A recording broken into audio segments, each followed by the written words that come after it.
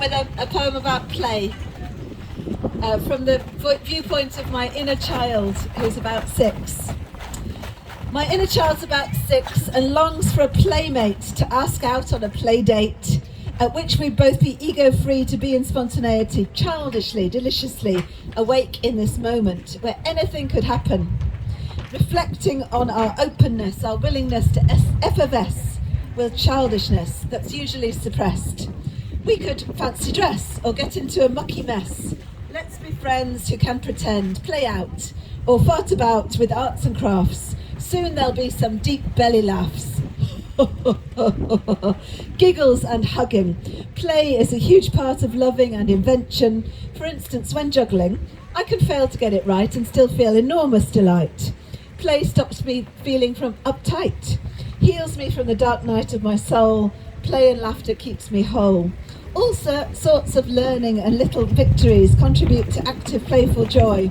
We're wide-eyed girls and boys, learning by doing, by gluing, undoing, redoing, ordering, renegotiating it, of what play is cool. Renegotiating the rules of what play is cool. Playing the fool, a baddie or hero. Learning to take turns at what games are relationally growing interpersonal neurobiology. Rewiring of our playful personalities. Play is creative, it's innovative. We'll tolerate some discomfort when playing roles as it's done for fun. Play acting emotions, some spoken or in a nonsense tongue. Blah blah blah, di-da-da-da-da-da-da. It builds resilience, facilitates reducing stress. Free play especially is a way we process our stuff, our child or adult guff, build trust in ourselves. It rings our bells, weaves its spells, play is wellness. We negotiate, cooperate, rejoice in growing our skills and those of others. Another's bullseye is a joint success. The game's the thing, not the win or the trophy. It's about how we both played, then went home for tea to play at being much, much happier families. Great. Thank you. Right. I've got some others. This one is about how much I like rave music. I'm 53 and really I am still a raver. I do have the energy to almost be the last on the floor, and yoga helps, but I just really love dancing. So I think you have to imagine a bass beat in the background. Okay. Let's marry ourselves to this music, move with its moods, express its expressions as we see fit, getting fitter and free in harmony. Let's trust ourselves to our truth. We're raising the roof on the hoof, riding the waves of its wonder, wandering as it meanders, losing ourselves from the grip of reality. We're diving into dance fantasy. Let's play with the interplay of your body and mine, mining the beautiful beats, treating ourselves to its treats. We're winding and undulating, creating contours of our creation. We're pulsing with the pulse, making shapes, shaping ourselves to its bliss, sensing sound's sensuous kiss. Hearing what is heard, feet on firm ground. We're down from our heads, headed for hedonism, entranced and trained in a game of gyration, entertained by kinetic energy. We've entered a world of shared synergy. Let's let music awaken our insides, the inner rhythm of rhyme, in time with our breath, breathing the bounty, beauty of pulse, else we lie sleeping, only being, surviving, not thriving. Let's get closer, connect to the grooves of group sharing, sing along together, shout out the message, twist as we turn, become heaving humanity, a community in chorus, a sea of undulation as the bass beat hits our feet and the high notes take us higher. And as we sweat, odours mingling, all senses are tingling, we taste this moment, momentous in one moving mass, at church, as we lurch in one direction, one ripple, reaching a divine meditation of moving in combination. We are together, and the togetherness feeds us, it frees us, and still the beat goes on and on and on. We're all love, all one, all love, all one, all love, all one, all love, all one. We're married to this music. Right. Rave on! Rave on! Keep it ravey. Right, I'm gonna tell you a true story. It's my favourite dating story. I met this guy online and he's dangling magnificent free first class rail passes as his partner.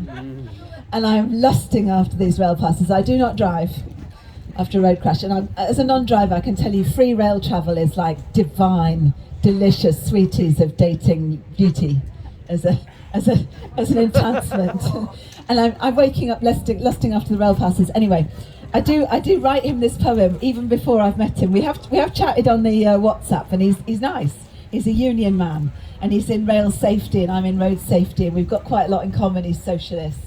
He's on a fuckload of money. Sorry, he's on a load of money. He's 120 grand. He's on. He's like proper rich, and he's got the silver passes because he's been in rail for so long. And if you get with him, you're going to be able to travel Europe, everywhere. So this is me laughing at myself for wanting to get jiggy very quickly for the rail pass. It's called First Class Offer. I've a new online dating dilemma, connecting with a railway fella, and I could be mistaken in wanting my passport photo taken. It could all be a chimera. He's dangling a free partner pass for my exclusive bareback ass. Call me travel greedy, but that really would please me. I'm tempted to take the chance.